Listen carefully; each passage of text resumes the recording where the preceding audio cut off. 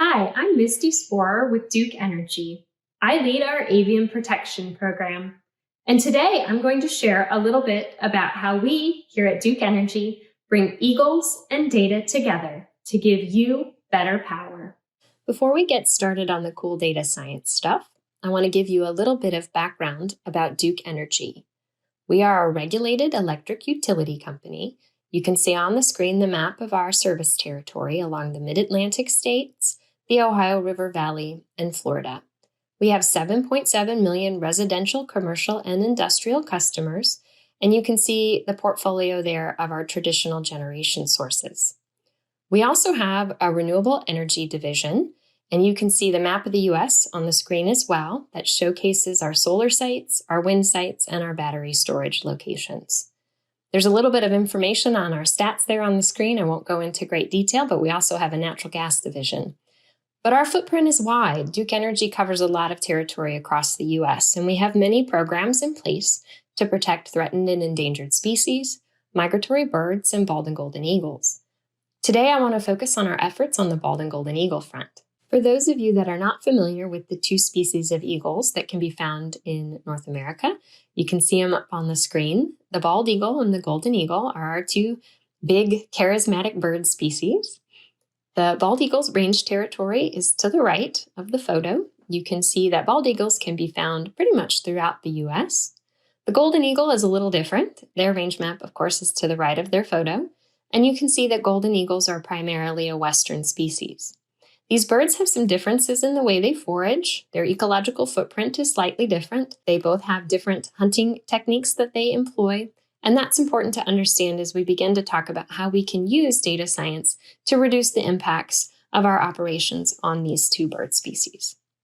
The first of the two projects I'm going to highlight for you today involves Duke Energy's service territory in Florida and the bald eagle.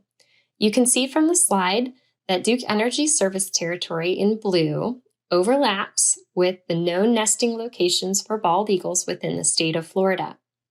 Bald eagles are actually doing quite well in Florida.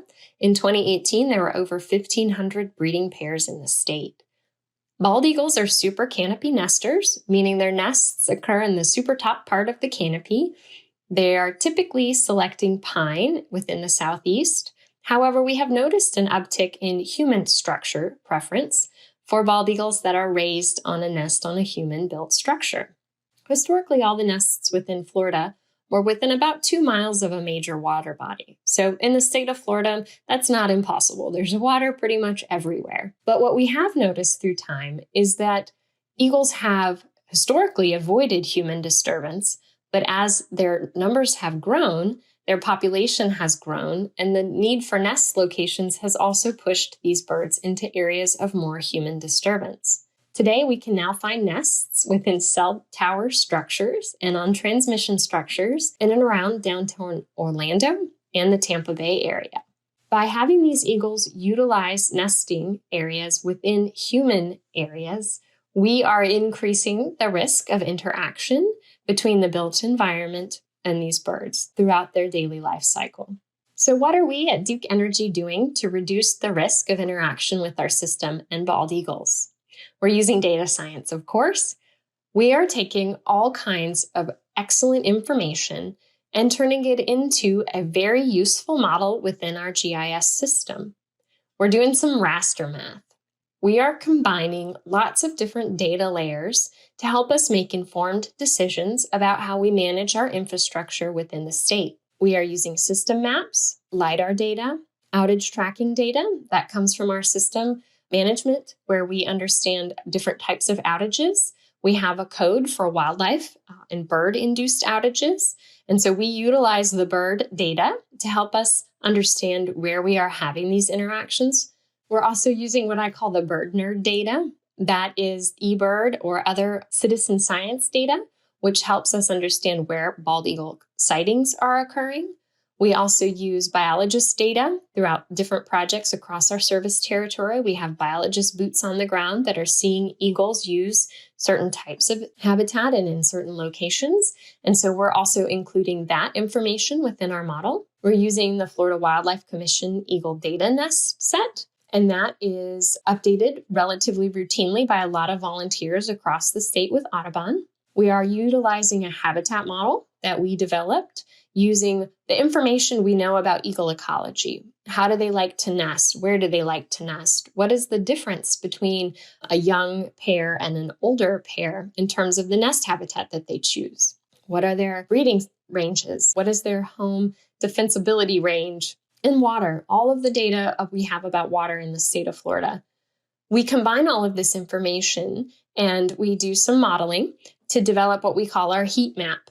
And our heat map, you can see there in the lower right-hand corner, helps us understand where we have a higher incident of eagle interaction with our system or a higher likelihood of encountering eagles when we go to do routine maintenance activities. This includes things like vegetation management or placement of structures, or even the way we build structures across the landscape. So we're utilizing all of this data in a really slick way that allows us to make informed management decisions.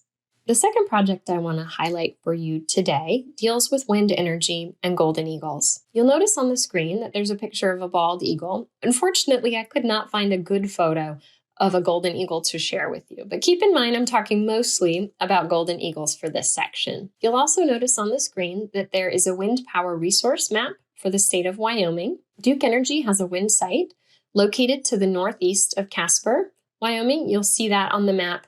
It's in the approximate pink-purple transition on that map. To the right of the wind power resource map, you'll also see golden eagle nesting territory map within the state of Wyoming. Our site is located at that transition period between the low probability brown and the higher probability blue. You'll also notice the little dots on the map. Those are known golden eagle nest locations.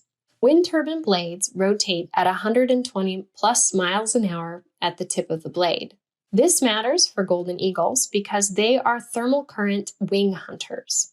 That means golden eagles are using the warm air that's rising off of different surface features throughout the day to fly, to look down, and hunt for their small mammal prey.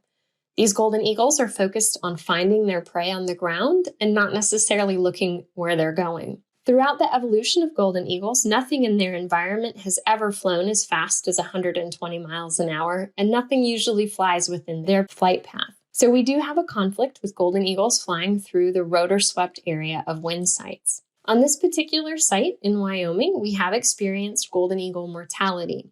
And in order to reduce that, because that is not something Duke Energy ever wants to have, we employed human observers. You'll notice in the photo there, a young man standing in our Eagle Watch Tower. This tower was built in order to allow observers a 360-degree view of the skies around our wind site. The idea was the observers would use their binoculars to detect eagles flying through the wind site. You can see the computers that they have there. Those computers are linked directly to our turbine control system. These observers would see a bird, detect a bird, determine whether or not it was an eagle, and go ahead and shut the turbine off where they believed the eagle to be flying through. However, humans are not incredibly efficient at this. It was a little bit of a delay in the process, up to 5 minutes sometimes, and we weren't able to shut those turbines down as fast as we like.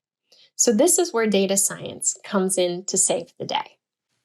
Using artificial intelligence and machine learning, Duke Energy, in partnership with IDENTIFLIGHT, was able to pioneer an exciting new system utilizing 8 wide field of view stationary cameras and 1 stereoscopic camera to detect flying objects. Now that doesn't sound like maybe a huge advance in science, but what the camera does next is incredibly complicated and incredibly awesome. IDENTIFLIGHT's cameras, altogether, those 8 wide field of view cameras, detect flying objects. When that camera sees a flying object, it zooms in to that object. Using machine learning and a complicated artificial intelligence algorithm, the camera system goes through a series of detections to determine whether or not that flying object is an eagle. If the camera system decides it is indeed seeing an eagle fly through the sky, the stereoscopic camera zooms in and begins to track and project that eagle's flight path. As it does that, it's also utilizing information that the system knows about the location of turbines on the landscape.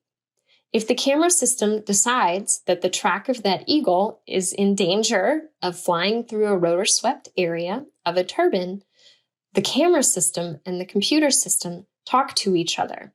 Our SCADA curtailment system and that camera have direct line of communication. If the camera system believes an eagle is at risk of a collision, it will curtail a turbine. Now, this is an incredibly complicated system with a high success rate. IDENTIFLIGHT does this calculation and this projection and curtailment in less than 30 seconds. That is an incredible improvement upon the 5 minutes it was taking our human observers on their worst days. By utilizing data science and these awesome tools, we are able to save a lot more eagles on site. So in closing, thank you for letting me share these 2 projects that Duke Energy is undertaking in order to save avian species. If you have any additional questions or would like more information, please let me know. My email address is on the screen. Thanks again.